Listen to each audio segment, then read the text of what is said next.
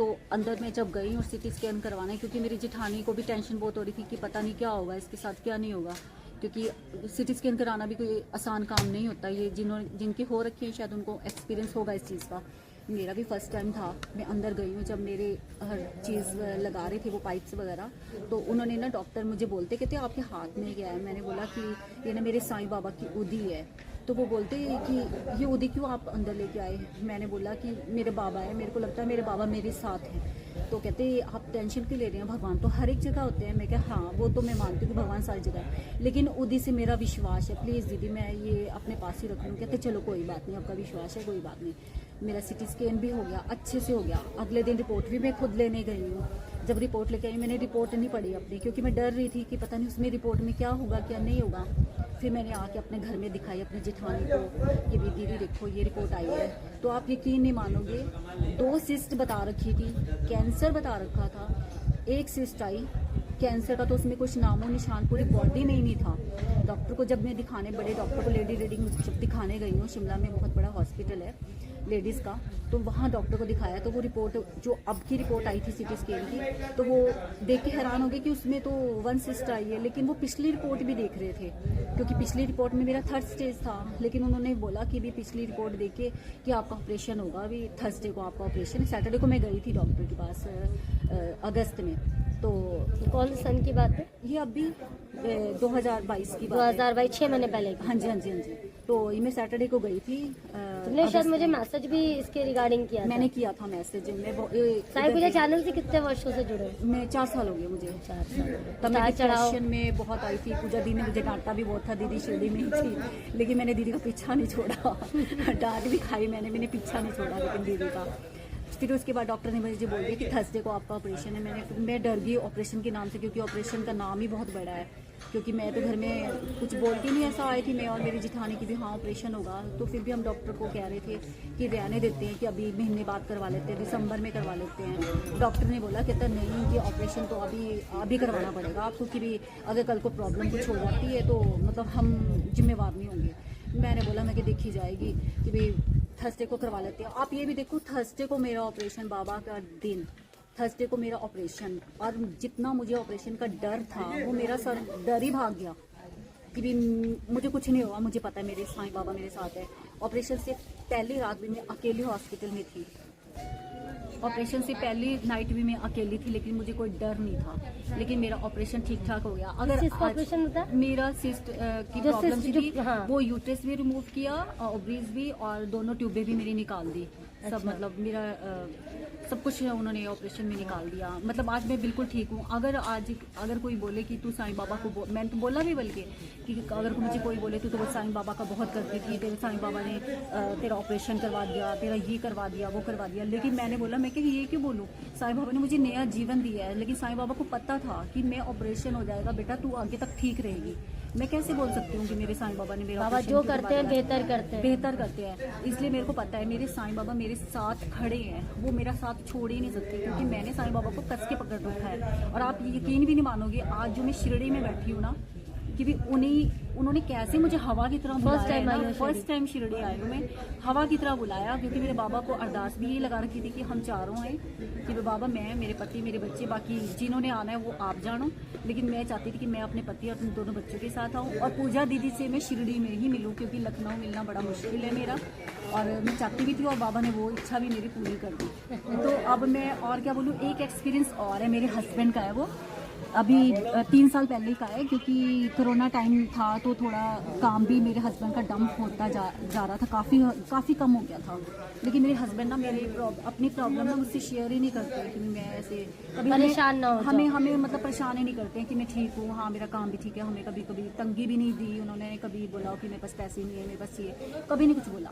तो वो बाहर पड़ोस में बैठी हुई थी, वहाँ मेरी सास भी थी, हमारी सामने पड़ोसन रहते हैं ना, उन वो भी थे। तो वो बोलते कि ना ऐसा करते हैं मम्मी, हम लोग ना गाँव चलते हैं, गाँव में हमारा घर है। कहते ऐसा करते हैं मम्मी, मैं और आप ना चले जाते हैं गांव, फिर बाद में ना बच्चों को ले आएंगे, दिसंबर में उनके एग्जाम हो जाएंगे, कि वहीं पे रहेंगे, भी काम तो यहाँ है नहीं शिमला में। और हाँ शिमला में काम नहीं है, क्योंकि कोरोना की वजह से काम डंप हो गए थे सारे। तो फिर मैं बाहर बैठी हुई थी, मैं ये सोच रही थी, मैंने कहा मेरे हस्बैंड इतने परेशान हैं, मुझे बता नहीं रहे हैं और गाँव जाने का बोल रहे हैं। और मैं क्या गांव में तो कोई भविष्य ही नहीं है बाबा। मन में मैं उनको कुछ नहीं बोली, मैं अंदर भाग के आ गई। साईं बाबा का मेरे पास उस टाइम छोटा स्वरूप था। आके साईं बाबा को गले मिलके रोने लगी कि बाबा ये क्या, मेरे हस्बैंड इतना दुखी है, इतने परेशान है, जो मतलब कि हमें कुछ बता नहीं रहे हैं, और गांव जाएंगे, हमारा गांव में लाइफ क्या है, कुछ भी नहीं है। मैंने साईं सच लिए तो 3 दिन लगातार पढ़ा, 3 दिन में उसका मैंने भोग डाला। और आप यकीन नहीं मानोगे, उस 3 दिन पढ़ने के बाद मेरे हस्बैंड को अंबानी, सब जानते होंगे, अंबानी के यहाँ पे गणेश चतुर्थी पे प्रोग्राम, वो गिटार का काम भी है, वैसे कैटरिंग का काम है हमारा, वो गिटार प्रोग्राम से वो मुंबई एरोप्लेन में गए। फर्स्ट टाइम एरोप्लेन में मेरे हस्बैंड गए। मैंने अपने हस्बैंड को बल्कि बोला, मैं क्या देखो साईं बाबा सुनते हैं। कौन अंबानी? मुकेश भाई अंबानी। मुकेश भाई अंबानी। Oh my God. उनके यहाँ प्रोग्राम में मेरे हस्बैंड गए, वो भी एरोप्लेन में फर्स्ट टाइम। और मैं अब सबसे बड़ा एक्सपीरियंस तो यही हो गया मेरे हस्बैंड के लिए। और उसके बाद तो मेरे साईं बाबा की उंगली उन्होंने, मतलब मेरे साईं बाबा की मतलब भगत बन गई मेरे हस्बैंड। उसके बाद तो बस आज साईं है उनके लिए भी, मेरे लिए तो था ही शुरू से, मेरे हस्बैंड के लिए भी है साईं। वो कभी मानते नहीं थे, आज वो मानने लगे। मैं ये भी नहीं बोलूंगी कि कभी मानते नहीं थे, लेकिन ये हाँ, तुम्हारी वजह से एक श्रद्धा कम थी। जब उनको एक्सपीरियंस हुआ तो आज वो साईं। हाँ जी, आज मतलब वो साईं बाबा के भगत बन गए हैं। वो मेरे की तरह ये नहीं है कि मैं पूजा के लिए 1 घंटा बैठती हूँ, वो ऐसे नहीं बैठते हैं, लेकिन वो सच्चे दिल से करते हैं। और आज जो है मैं यहाँ पहुँची हूँ, चलो बाबा की तो कृपा है ही है, लेकिन मेरे हस्बैंड का सबसे बड़ा साथ है कि जो आज मैं यहाँ बैठी हूँ और आपको शिरडी में बैठ के अपना एक्सपीरियंस पूजा दीदी के साथ बता रही हूँ। और इससे बड़ा मेरे लिए चमत्कार क्या होगा कि बाबा, मैंने अपने हस्बैंड को ही बोला कि भाई हमें जो हम मांगने आए हैं बाबा से, वो हमारी इच्छा पूरी होगी, वो भी जानते हैं, वो भी वही मांगने आए हैं। तो बाबा ये हमारी इच्छा पूरी करना, ताकि हम फिर दोबारा शिरडी में आपका धन्यवाद करने आए सब परिवार। तो आपको कैंसर से छुटकारा मिल गया, आप बिल्कुल स्वस्थ हैं। ये जो साईं भक्त आपको देख रहे हैं, इनके लिए कोई मैसेज देना चाहेंगे आप?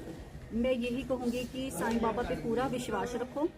कोई भी प्रॉब्लम आ जाए, डगमगाओ नहीं, चाहे आपको कोई कुछ भी बोले कि भी बाबा कुछ नहीं करते हैं। जो बाबा करते हैं बेहतर करते हैं, फ्यूचर उनको पता रहता है। हाँ जी, हमें कुछ नहीं पता, उनको सब कुछ पता होता है। इसलिए अपना विश्वास बाबा के ऊपर छोड़ दो कि बाबा तुम ही हो। तो आप तो जीवन वो दौर देख के आई, आप तो मौत के मुंह से निकले हो। आपने सामने से मौत देखी, 3rd स्टेज कैंसर किसी को बता दे, इंसान वही ढेर हो जाता है। हाँ जी। आपकी रिपोर्ट में भी कैंसर आया। मैं तो टूट गई थी, सच बता रही हूँ, लेकिन मेरे बाबा ने मेरे को टूटने नहीं दिया। आज मैं बाबा के सामने। कैंसर एक लाइलाज बीमारी है जो सिर्फ चमत्कार से ही जा सकती है, या किसी ऐसे नहीं जा सकती।